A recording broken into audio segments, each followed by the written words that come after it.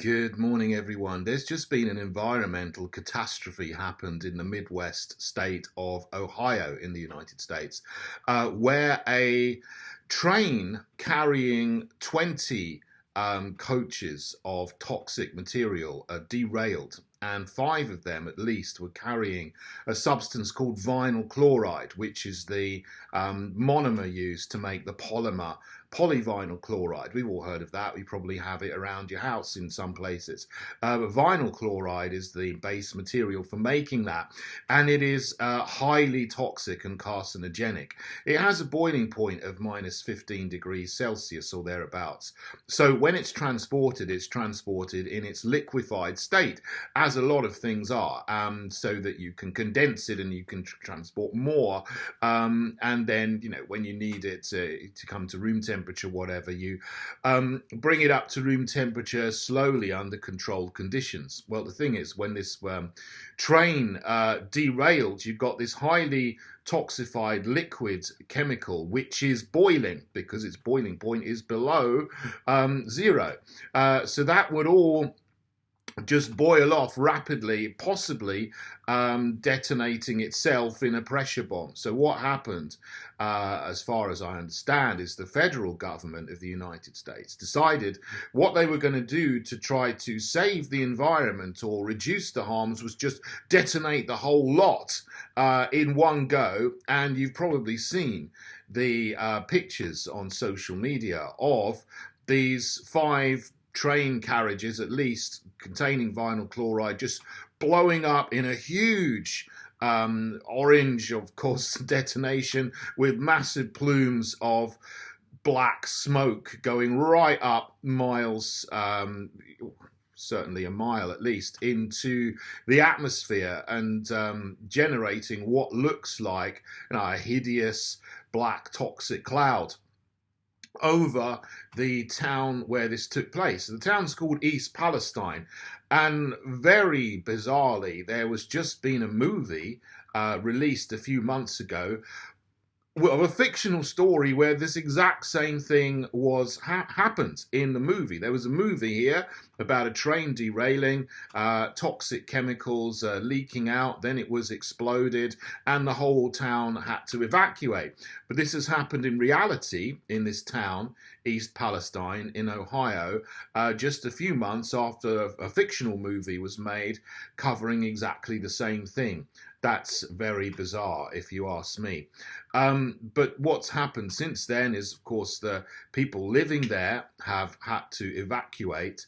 But there's also reports that there is severe damage to the environment up to 100 miles away. Reports are all over the place of cows, cattle dying, fish dying, pets dying, sort of metal being corroded on cars and so on.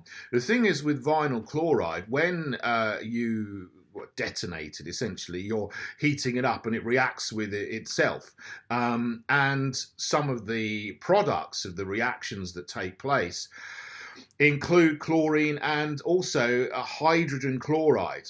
And hydrogen chloride, when it mixes with water, makes hydrochloric acid. So you're going to have the acid rain problem that we had in Europe for many years in the 80s and so on over Ohio.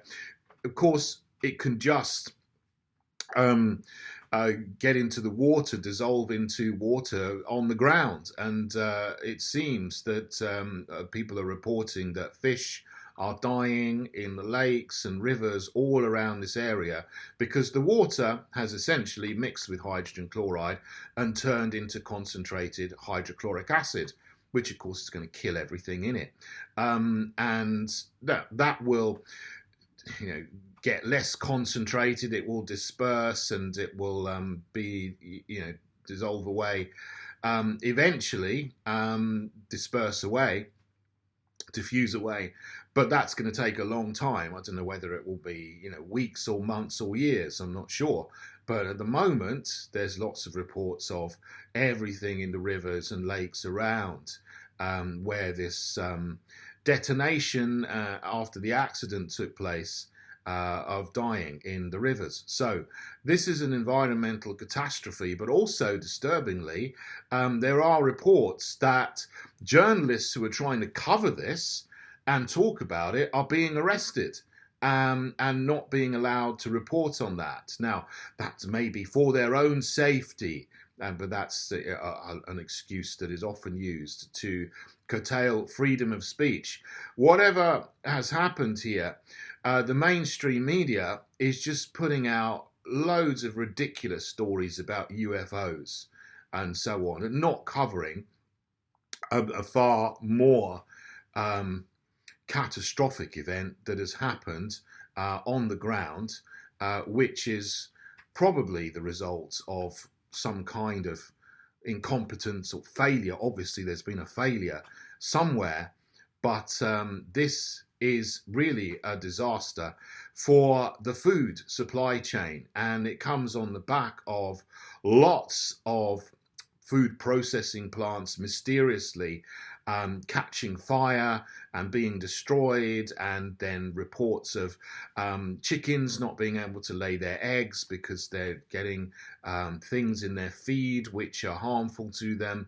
And now this happens, and of course Ohio is in the breadbasket of America. It's one of the states which produces an awful lot of food which is necessary to feed America. And of course, if that goes, if there's 100-mile, an area sort of a radius of 100 miles around this disaster where people are no longer going to be able to grow food for a season, and where cattle are dying, if the reports come out and they show that, then this is going to affect the food supply for North America, and of course that will have a knock-on effect around the globe as well, because economies are more and more interconnected these days. So this is something that all mainstream media all around the world should be reporting on and talking about and analysing what's going to be happening, rather than just ignoring it,